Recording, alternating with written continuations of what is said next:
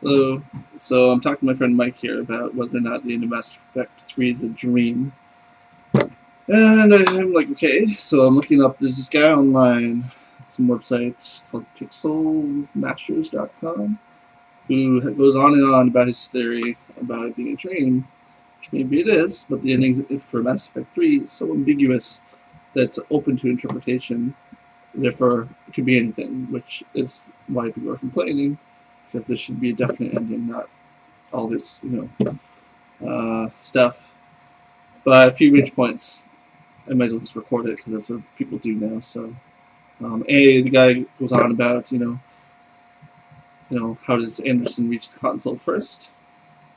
It must be a dream. Well, Anderson says when they meet up, or before they meet up, that the walls of the secret inner citadel chamber are organic and therefore can shift around and stuff. So it's not unreasonable to assume that he was in another part on a different side of it or whatever and just shifted around so he could get to the top of it. So that point's debunked. Okay.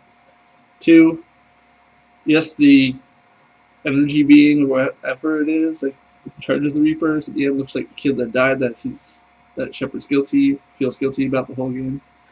But yeah, if you're this all-powerful being, you should be able to, take this out of Shepard and project it in front of him just to try to influence his decision, to try to save the Reapers. Okay, and the person sort of agrees with it, but says that you can only project images in front of people when you're in a dream, which is a ludicrous assumption considering this is an all-powerful being. And also, don't forget that Shepard's part machine himself. So, I mean, what's to say that a Reaper, thing that can control them, can't also read and project from Shepard's parts as well. Okay, so that's debunked. 3rd, he goes on to suggest that when you save the Reapers, that the image smiles, but I don't see what that has to do with anything. Plus, that's just his complete, opinion that he's not even sure if that's right. Oh yeah, and I guess I didn't see this part because I haven't finished with the 5,000 EMS, but Shepard's on Earth and he breathes once and then it cuts out. So yes, he's not in the Citadel anymore, so he couldn't have fallen to Earth. That is true because he would have burned up. But hello, there's this giant beam that projects people from London to the Citadel. So what's to say that he wouldn't just shot back down along the same beam? Yes, he would have survived a fall like that because he's being basically teleported. He would have landed in the middle of a bunch of rubble. That's all that was left. And that's it. It's simple.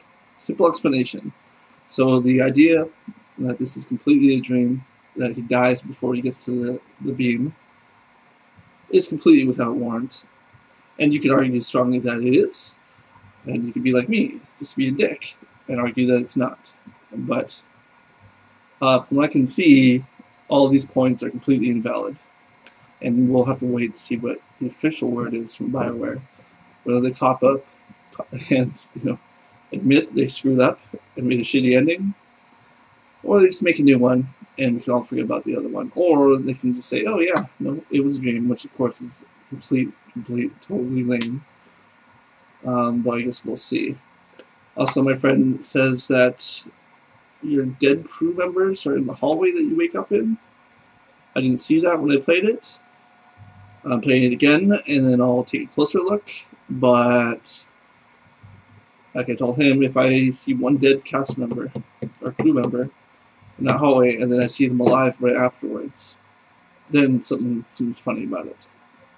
But, okay, so we'll see what happens. Thank you for watching, nobody.